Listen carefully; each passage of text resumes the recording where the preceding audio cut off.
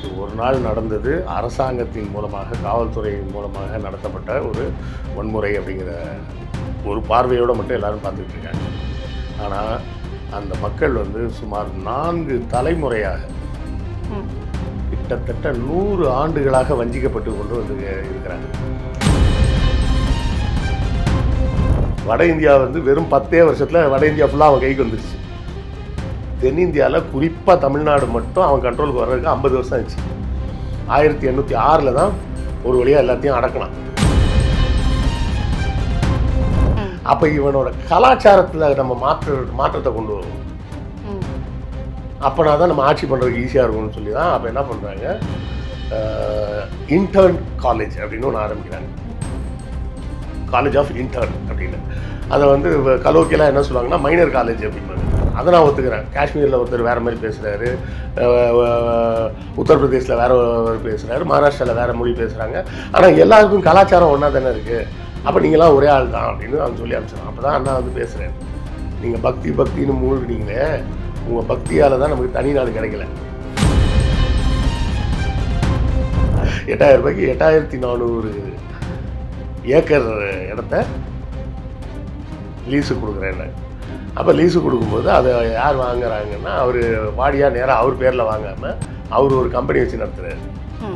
அந்த கம்பெனி பேரில் வாங்குறாரு. பிபிடிசி அப்படின்னு பேர், பாம்பே பர்மா ட்ரேடிங் கார்பரேஷன். இது முதல் பார்ட், ஒரு அத்தியாயம். ஆமாம். Okay okay. அப்போ தான் மாஞ்சோலை அப்படின்னு அது உருவாகுது.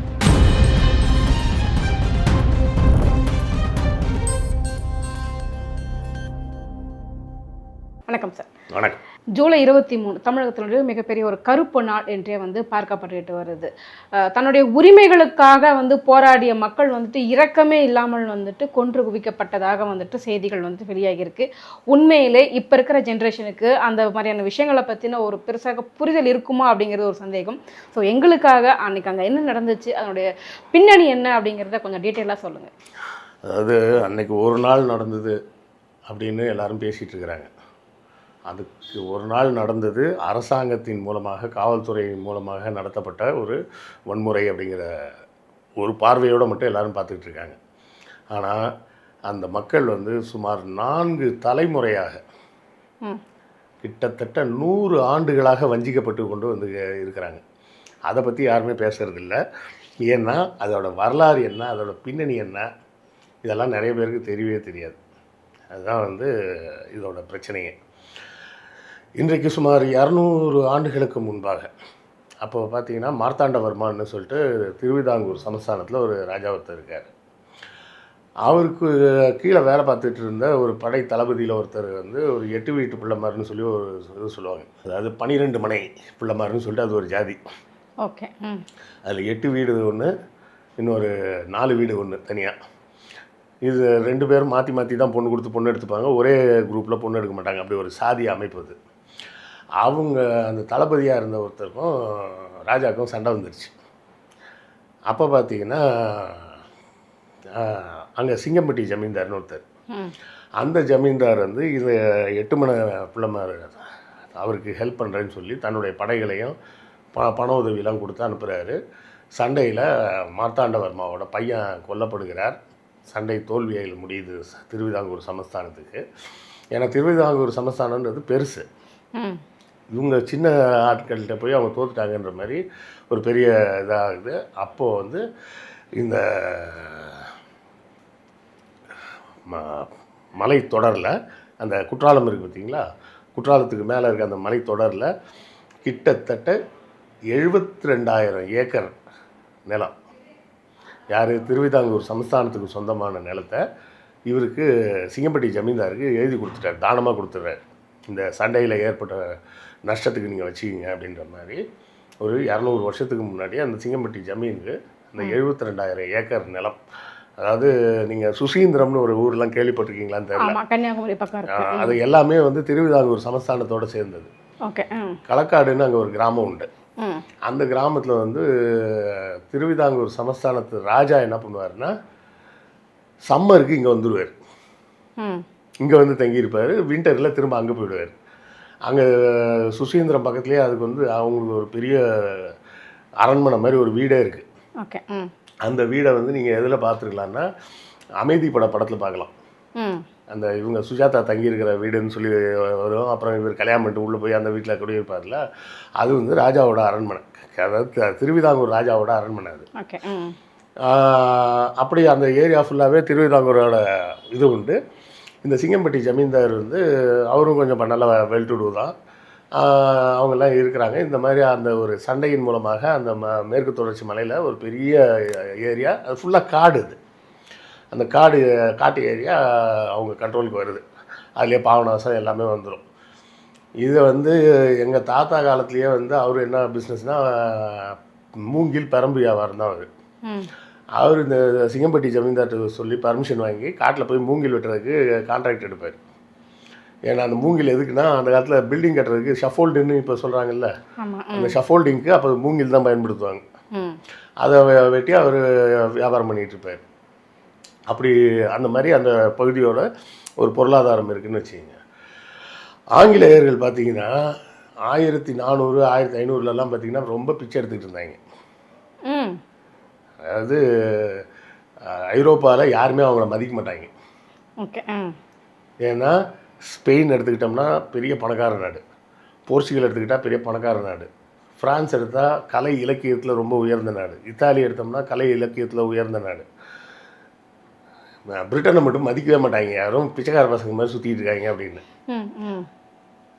அங்கே வந்து ஒரே ஒரு வியாபாரம், மெயின் வியாபாரம்னா டின் அப்படின்னு சொல்லக்கூடிய ஒரு உலோகம் வந்து அங்கே தான் கிடைக்கும். அதை மட்டும் அவங்க ஏற்றுமதி பண்ணுவாங்க. அது ஒன்றை தவிர வேறு எதுவுமே அங்கே பிரிட்டனில் ரொம்ப ஃபேமஸ்லாம் கிடையாது. 1500களுக்கு அப்புறம் கடல் வெளி வாணிபத்தை பெருசாக மாற்றுறாங்க. வில்லியம் ட்ரேக் அப்புறம் ஃப்ரான்சிஸ் ட்ரேக் அப்படின்னு சொல்லி 2 பேர். ஃப்ரான்சிஸ் ட்ரேக்கோட சித்தப்பா தான் வில்லியம் ட்ரேக். அவங்க என்ன பண்ணுறாங்கன்னா கடல் வாணிகத்துக்கு போகாமல் கடல் கொள்ளைக்கு போகிறாங்க. கடலில் போய் கொள்ளையடிக்கிறாங்க. ஸ்பெயின் நாட்டு கப்பல்கள் எல்லாத்தையும் கொள்ளையடிக்கிறாங்க. போர்ச்சுகல் பார்த்திங்கன்னா 1499 வாஸ்கோட காமா மூலமாக ஆப்பிரிக்கா வழியாக சுற்றி இந்தியாவுக்கு வர்றதுக்கு வழி கண்டுபிடிச்சிட்டாங்க.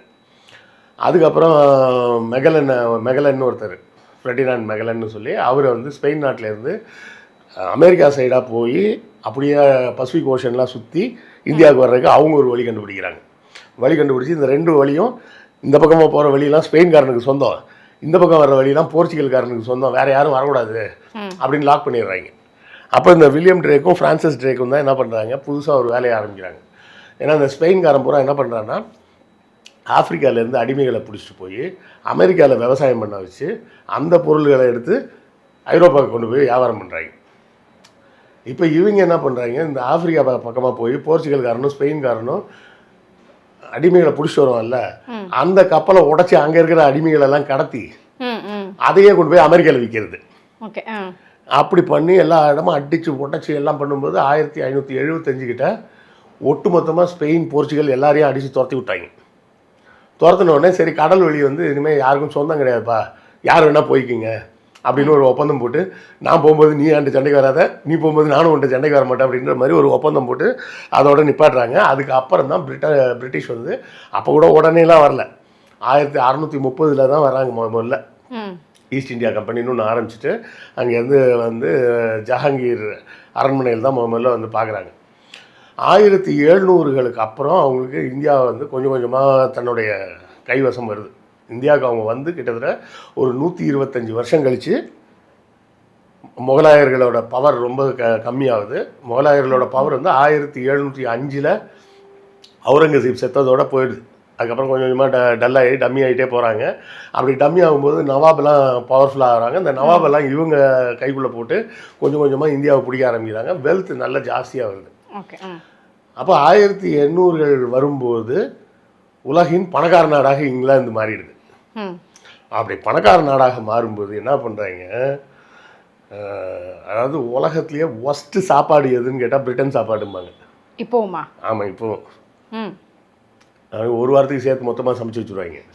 எல்லாம் லண்டன்னு ஆஹான்றாங்க, நீங்கள் எப்படி டேமேஜ் பண்ணிக்கிட்டு இருக்கீங்க? அது என்னென்னா, ஒரு ஆணின் பார்வையிலேருந்து சொல்கிறதா இருந்தால் இப்படி ஒரு பழமொழி சொல்லுவாங்க, எந்த ஒரு மனிதன் வந்து மிக சந்தோஷமாக இருப்பான் அப்படின்னு கேட்டால் அவனுக்கு ஒரு இந்திய மனைவி, ம் அமெரிக்க சம்பளம், ம் பிரிட்டன் இங்கிலீஷ்காரனோட வீடு, சைனீஸ் சாப்பாடு, ம் இந்த நாளும் கிடச்சிதுன்னா அவனை மாதிரி சந்தோஷமானவன் யாரும் இருக்க முடியாது. இருக்கையிலே ரொம்ப சபிக்கப்பட்டவன் எப்படி இருப்பான் அப்படின்னு சொன்னால், ஒரு அமெரிக்க மனைவி, ம் இந்திய சம்பளம், ம் சைனீஸ் வீடு, ம் இங்கிலாந்து சாப்பாடு அப்படின்னு சொல்லுவாங்க. ஆனால் அதில் ஒரு விஷயம் என்னென்னா, அந்த இங்கிலாந்து சாப்பாடு எல்லாரும் குறை சொல்லுவாங்க. உண்மை என்னென்னா, அவன் சாப்பாடுக்கு வந்து பெரிய முக்கியத்துவம் கொடுக்க மாட்டான். ம் டிசிப்ளினை ரொம்ப பார்ப்பான். காலையில் எல்லோரும் 4 மணிக்கெலாம் எழுந்திருவாங்க. நீங்கள் சாதாரணமாக பிரேக்ஃபாஸ்ட்டு எப்போ சாப்பிடுவீங்க? காலைல ஒரு 9-10 மணிக்கெல்லாம் சாப்பிட்ருவோம். பிரிட்டனில் வந்து காலையில் பிரேக்ஃபாஸ்ட்டுன்றது 5 மணிக்கு சாப்பிட்ருவாங்க. 5 மணிக்கு காலையில் 5 மணிக்கு பிரேக்ஃபாஸ்ட் சாப்பிட்ருவாங்க. ம் ம் காலையில் ஒரு 11-11:30க்கெல்லாம் லஞ்சு சாப்பிட்ருவாங்க. ம் மதியானம் 2 மணி 2:30 மணிக்கெல்லாம் டின்னர் சாப்பிட்ருவாங்க. முடிஞ்சது. ரொம்ப லேட் ஆச்சுன்னா 5 மணி, சாயங்காலம் 5 மணிக்குள்ளே டின்னர் சாப்பிட்ருவாங்க. அவ்வளோதான். அவ்வளோதான். ம் அதுக்கு மேலே சரக்கு அடிக்க போயிடுவாங்க. ஓ, நான் கூட ரொம்ப ஃபிட்டாக இருப்பாங்க போல. அதுக்கப்புறம் சரக்கு அடிக்க போயிடுவாங்க. சரக்கு அடிக்க இன்னொன்று என்ன, நல்லா சாப்பிட்டுட்டு போய் சரக்கு அடிச்சாங்கன்னு வைங்களேன், ம் இந்த இவங்கள மாதிரி காலையில் எந்திரிக்க முடியாமலாம் இருக்காது. காலைல பளிச்சுன்னு எழுந்திரிச்சிருவாங்க. ம் இதை வந்து நம்ம த லாஸ்ட் மொகல் அப்படின்னு சொல்லிட்டு ஒரு புக் இருக்குது. ம் வில்லியம் டால்ரிம்பிள்னு ஒருத்தர் வந்து 2ஆம் பகதூர் ஷா காலத்தில் டெல்லியில் என்ன நடந்ததுன்ற விஷயத்தை பூரா எழுதியிருப்பார் அந்த புக்கில், வரலாறா. அதில் வந்து தெளிவாக எழுதியிருப்பார். என்னென்னா, காலையில் கண்டோன்மெண்ட்டில், டெல்லி கண்டோன்மெண்ட்னா பிரிட்டிஷ் ஆர்மி இருக்கிற இடம், ஆமாம். ம் அவங்க ஃபஸ்ட்டு பியூகிள் ஊதுறாங்க. அதாவது டே அவங்களுக்கு ஸ்டார்ட் ஆகுது. அந்த பியூகிள் ஊதுறப்ப தான் அரண்மனையில் தபேலா கபேலா எல்லாத்தையும் எடுத்து வச்சுட்டு படுக்க போகிறதுக்கு கிளம்புறாங்களாம். ம் அதாவது இவங்களுக்கு புது நாள் ஆரம்பிச்சிருச்சு, ஆமாம். அவனுக்கு பழைய நாளே முடியல. அப்போ தான் சரக்கு அடிச்சு எல்லாம் முடிச்சுட்டு நான் காலையில் 3:30-4 மணி வரை கூத்தடிச்சுட்டு படுத்து கிடக்குறாங்க. இவங்க 3:30-4 மணிக்கு அடுத்த நாள் வேலையை ஆரம்பிச்சிட்டாங்க. அப்படின்னா எப்போ எந்த லட்சணத்தில் இருந்திருக்காங்கன்னு பாருங்க. அதை வந்து அந்த புக்கில் அவர் பதிவு பண்ணியிருப்பார். இதில் என்ன பண்ணுவாங்கன்னா, அந்த நிறைய பணம்லாம் வந்து பிரபுக்கள் மாதிரியே நம்மளும் நடக்கணும் அப்படின்ற மாதிரிலாம் ஒரு கட்டம் வரும்போது, பணம் படைத்தவர்கள்லாம் என்ன பண்ண ஆரம்பிச்சிருவாங்கன்னா, ஃபினிஷிங் ஸ்கூல்னு ஒரு ஸ்கூல் ஆரம்பிக்கிறாங்க. அந்த ஃபினிஷிங் ஸ்கூலில் வந்து ஆம்பளைங்க பொம்பளைங்க எல்லோரும் சேர்த்து விட்ருவாங்க. தனித்தனியாக தான் இருக்கும். ஆம்பளைங்க ஸ்கூல் தனி, பொம்பளைங்க ஸ்கூல் தனியாக இருக்கும். 2 பேரையும் அதில் சேர்த்துருவாங்க. அது எதுக்குன்னா, அந்த ஸ்கூலில் போய் கற்றுக்கணும். ஒரு டின்னருக்கு போனால் எப்படி நடந்துக்கணும், ஒரு டான்ஸுக்கு போனால் எப்படி நடந்துக்கணும், ஃபோர்க்கை எப்படி யூஸ் பண்ணணும், எப்படி சத்தம் வராமல் சாப்பிடணும், அதெல்லாம் கற்றுக் கொடுக்குறாங்க. அது ஒரு 6 மாதம் கற்றுக்கணும். அதுக்கப்புறம் தான் கல்யாணத்தை பற்றியே பேசுவாங்க. அந்த ஃபினிஷிங் ஸ்கூல் முடிக்காத ஆள்னா அவன் வேஸ்ட்டு, அவன் வந்து சிவிலைஸ்டு கிடையாது, அவன் தான் எலைட்ட அப்படின்ற அந்த ஒரு சிந்தனை. இப்போ இங்கே வந்த பிறகு, இந்தியாவில் வந்து 1750க்கு வந்த பிறகு என்ன நடக்குதுன்னா, வட இந்தியாவிலலாம் டக்கு டக்கு டக்குன்னு அவங்க கையில் எல்லாம் மாட்டிக்கிச்சு. ஃபஸ்ட்டு பெங்கால் நவாபை பிடிக்கிறாங்க, அப்படியே டக் டக் டக் டக்குன்னு எல்லா பக்கமும் அவங்க கண்ட்ரோல் வந்துருச்சு. சவுத் இந்தியாவில், குறிப்பாக தமிழ்நாட்டில் அவங்களால அது மாதிரி பண்ண முடியல. 1758 தான் பூலித்தேவன், அதுக்கு முன்னாடி அழகுமுத்துக்கோன் கூட தான் முதல் சண்டை நடக்குது. 2வது பெரிய சண்டைன்றது பூலித்தேவர் கூட. அப்போ தான் கான் சாஹிப் வந்து வெள்ளக்காரன்ட்ட வேலை பார்த்து பூலித்தேவன் கூட சண்டை போடுறாரு. சரியா? இந்த 58 தொடங்கி 1806 வரை கிட்டத்தட்ட 50 ஆண்டுகள் இங்கே இருக்க பாளையக்காரர்களை பூரா அடக்கிறதுக்கே வெள்ளக்காரனுக்கு டைம் பத்தலை. வட இந்தியா வந்து வெறும் 10 வருஷத்தில் வட இந்தியா ஃபுல்லாக அவன் கைக்கு வந்துருச்சு. தென்னிந்தியாவில் குறிப்பாக தமிழ்நாடு மட்டும் அவன் கண்ட்ரோலுக்கு வர்றதுக்கு 50 வருஷம் ஆச்சு.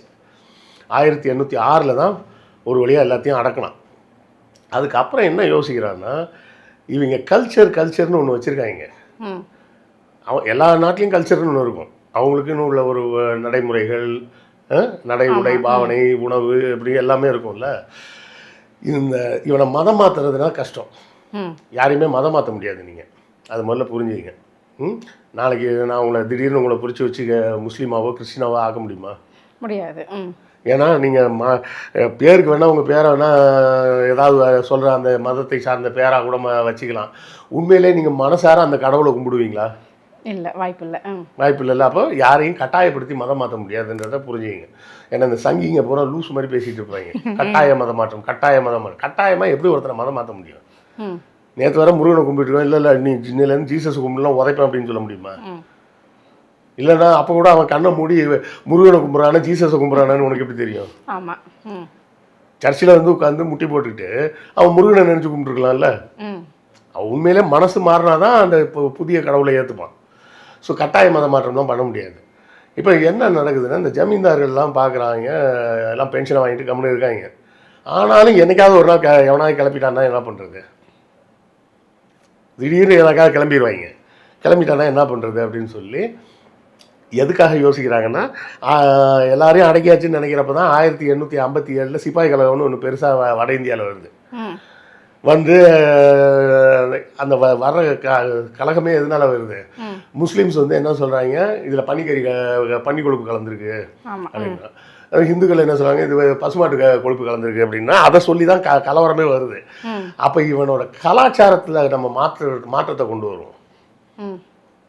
அப்போனா தான் நம்ம ஆட்சி பண்ணுறதுக்கு ஈஸியாக இருக்கும்னு சொல்லி தான் அப்போ என்ன பண்ணுறாங்க, இன்டர்ன் காலேஜ் அப்படின்னு ஒன்று ஆரம்பிக்கிறாங்க. காலேஜ் ஆஃப் இன்டர்ன் அப்படின்னு. அதை வந்து கலோக்கியெல்லாம் என்ன சொல்லுவாங்கன்னா மைனர் காலேஜ் அப்படிம்பாங்க.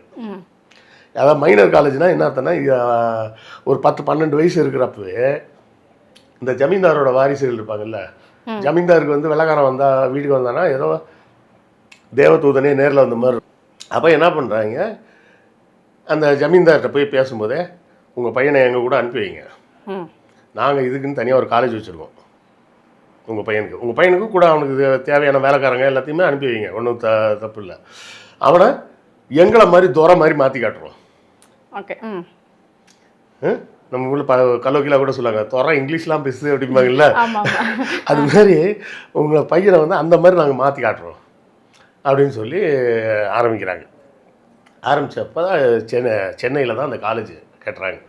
அந்த காலேஜ் எங்கே இருந்தது அப்படின்னு பார்த்தீங்கன்னா, இப்போ டிஎம்எஸ்ன்னு சொல்கிறாங்கல்ல, ஆமாம் சார், அது அந்த கேம்பஸ் தான் அந்த காலேஜ் இருந்த கேம்பஸ். ஓ அப்படிங்களா? சரி. College of interns. Okay okay. அங்கே வந்து வேறு யாரும் படிக்க முடியாது, ஜமீன்தாரோட வாரிசுகள் மட்டும்தான் படிக்க முடியும். ஓகே. சரியா? அப்போ அவங்கள பூரா இங்கிலீஷ்காரன் மாதிரியே கோட் சூட்டு, ஹேட்டு, நுனிநாக்கு ஆங்கிலம், இந்த மாதிரி ஃபோர்க்கு ஸ்பூனு சத்தம் வராமல் சாப்பிடணுன்னு அங்கே ஃபினிஷிங் காலேஜ் வச்சுருந்தேன்ல, ஃபினிஷிங் ஸ்கூல், அந்த ஃபினிஷிங் ஸ்கூல் மாடலில் இங்கே ஒன்று ரெடி பண்ணி இந்த ஜமீன்தாரை பூரா வெள்ளைக்கார மாதிரி மாற்றிட்டா, மக்கள் போய் ஏதாவது சொன்னால் கூட சீப்பா லூஸ் மாதிரி பேசிட்டு உலகம் எவ்வளோ முன்னேறி போயிட்டு இருக்குது அப்படின்ற மாதிரி அவனே பேசிடுவான். அப்போ உள்ளூரில் கலவரம் வராது, ஆட்சி அதிகாரம் ஸ்மூத்தாக போகும் அப்படின்னு சொல்லி ஐடியா பண்ணி தான் இந்த மைனர் காலேஜ் அப்படின்றத உருவாக்குறாங்க. அதுக்கு மைனர் மாதிரி சுற்றுறான்னு சொல்கிறதுக்கு காரணம் என்னென்னா, அந்த காலத்தில் ஜமீன்தாரோட பிள்ளைங்க அப்படி தான் இருக்கும். அந்த ஊரே அவங்கள பார்த்து தான் பயப்படும். ஒவ்வொருத்தன்ட்டையும் அவங்க 5000 ஏக்கர் 10,000 ஏக்கர் நிலம் சொந்தமாக இருக்கும். அந்த நிலம் வந்து மற்றவங்கெல்லாம் வெறும் பயிர் பண்ண தான் முடியும், அதை பயிர் பண்ணி கொண்டாந்து இவர்கிட்ட கொடுத்துடணுன்ற மாதிரி தான் இருக்கும். அப்படியே போவான், குதிரை வண்டியில் போவான், இந்த பொண்ணு நல்லா இருக்கா தூக்குடா அப்படிமா, அது சர்வசாதாரணமாக நடக்கும்.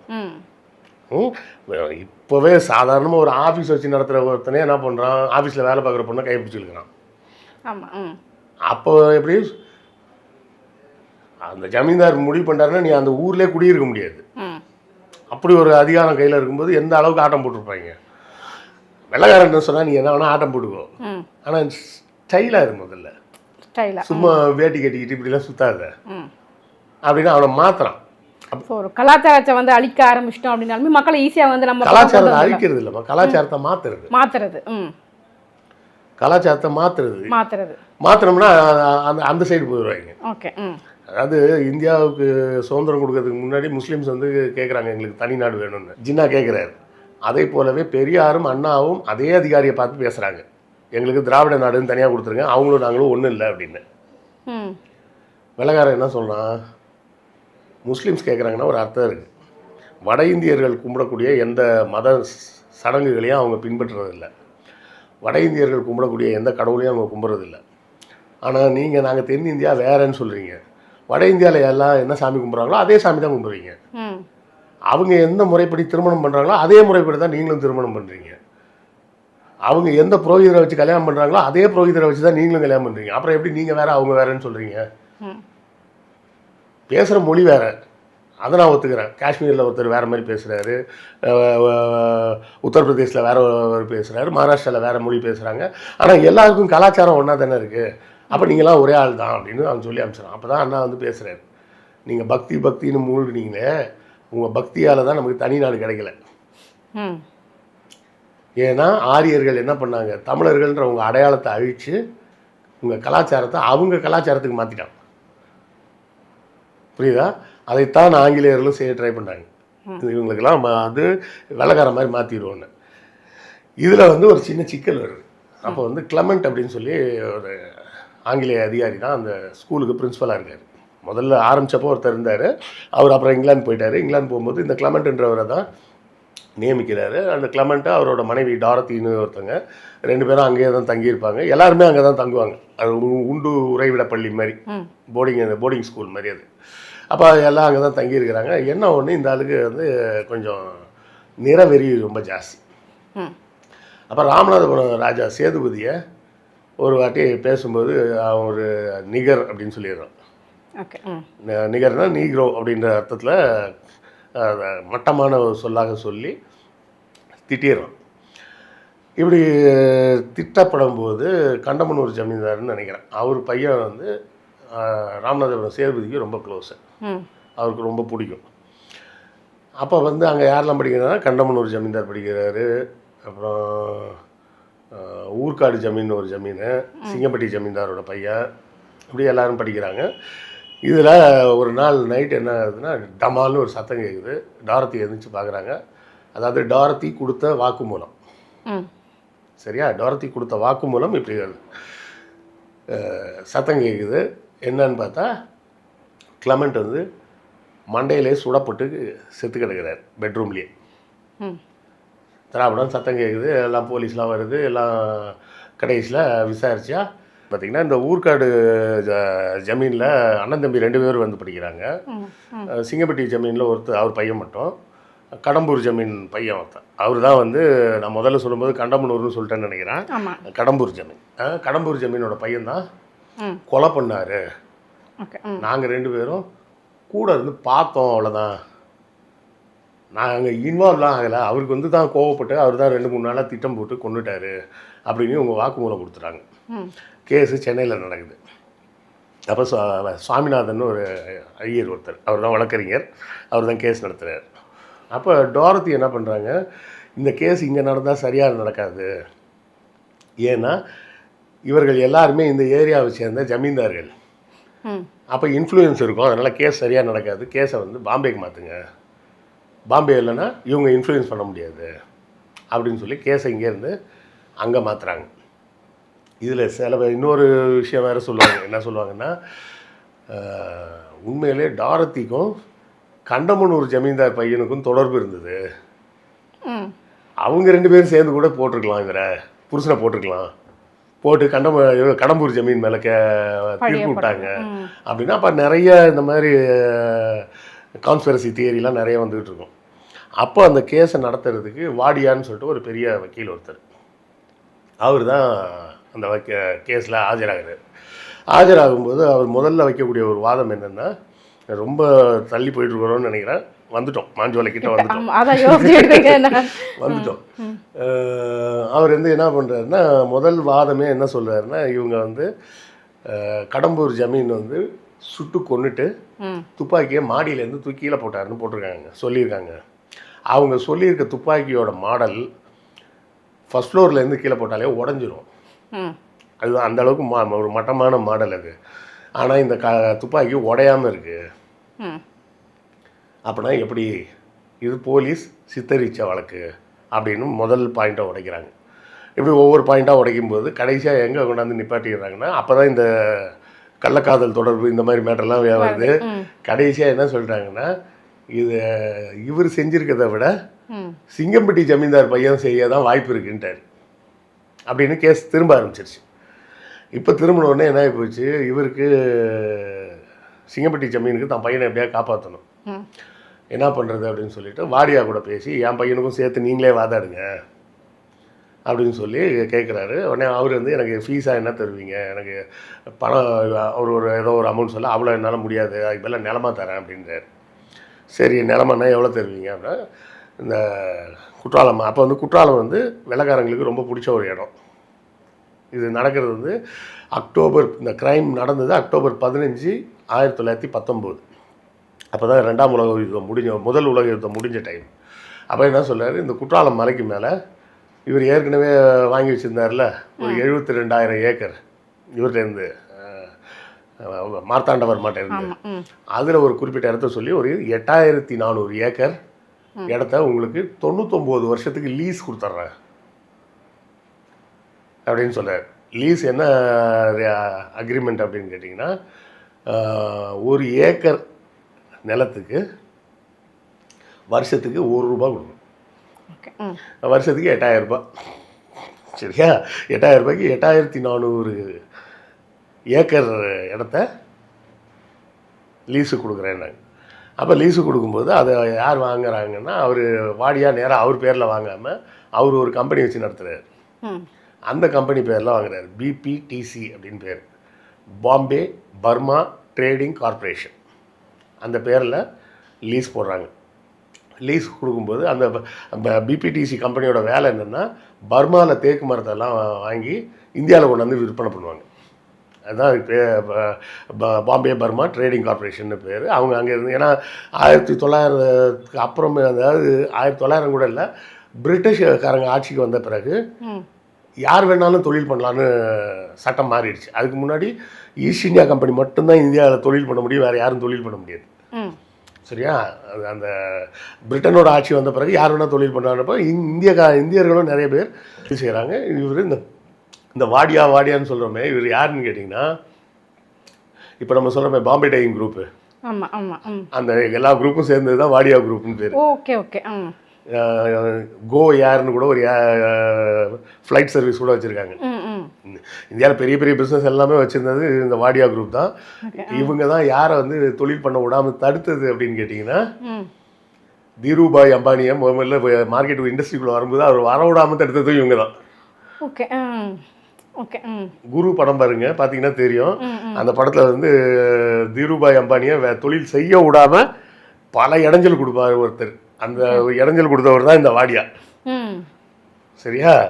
அவங்க தான் வந்து அந்த பிபிடிசின்ற பேரில் அந்த எஸ்டேட்டை லீஸ்க்கு எடுக்கிறாங்க. கடைசியாக இந்த வழக்கில் குற்றம் சாட்டப்பட்ட எல்லா ஜமீன்தார் பசங்களும் அக்யூட் ஆகிடுறாங்க. அக்யூட்டல்னா குற்றமற்றவர்கள், குற்றம் நிரூபிக்கப்படவில்லை அப்படின்னு சொல்லி எல்லாரும் இதாகிடுறாங்க. அதோட அந்த காலேஜை இழுத்து மூட்டாங்க வெள்ளக்காரன். மைனர் காலேஜே மூடிட்டாங்க. ஆமாம், போங்கடா உங்களுக்கு பாடம் சொல்லி கொடுத்த லட்சணம்லாம் போதும். அதோட அந்த அம்மா டோரத்தியும் அவங்க இங்கிலாந்துக்கே போயிட்டாங்க அப்படின்னு சொல்லுவாங்க. அதுக்கப்புறம் என்ன ஆச்சுன்னு தெரியாது. இது முதல் பார்ட், ஒரு அத்தியாயம். ஆமாம். Okay okay. அப்போ தான் மாஞ்சோலை அப்படின்னு அது உருவாகுது.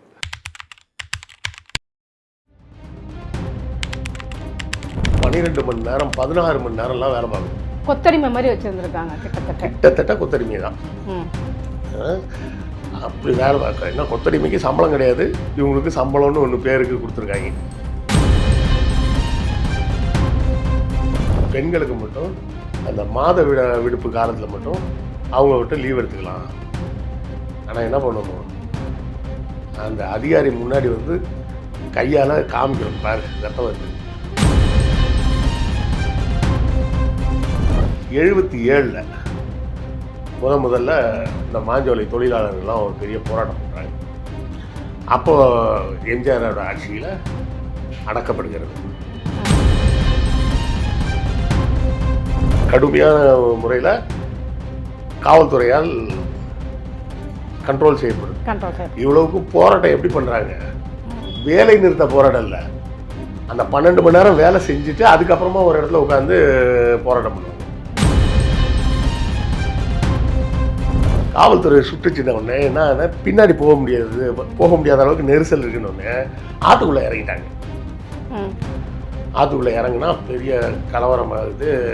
இதில் இன்னொரு சாதி பிரச்சனை வேறு இருக்குது. அந்த சைடில் அந்த கரை இருக்குல்ல, அந்த கரையில் உயர் சாதின்னு சொல்லப்படக்கூடிய சில சாதியினர் இருந்துக்கிட்டு இங்கே ஆற்றுக்குள்ளே வந்தவங்க மேலே கள்ள தூக்கி அடிச்சாங்க. அவர் பார்த்தீங்களா அப்படி பண்ணிட்டாரு இப்படி பண்ணிட்டாருன்னு. அதுக்கு முன்னாடி 2 தடவை எம்ஜிஆர் சுட்டு கொண்டதெல்லாம் தெரியாது. எங்கள் மாஞ்சோலையிலே போய் ஆளை வச்சு அடிச்சது, போலீஸ் வச்சு அடித்ததெல்லாம் யாரும் பேச மாட்டாங்க. 77லேயும் அடிச்சிருக்கிறாரு, 86லேயும் அடிச்சிருக்காரு. அங்கே மொத்தம் இருக்கிறதே ஒரு 500 குடும்பம். அந்த 500 குடும்பம் ஓட்டு போட்டும் ஒன்றும் ஆக போகிறது இல்லைன்ற மாதிரி யாரும் கண்டுக்க மாட்டாங்க.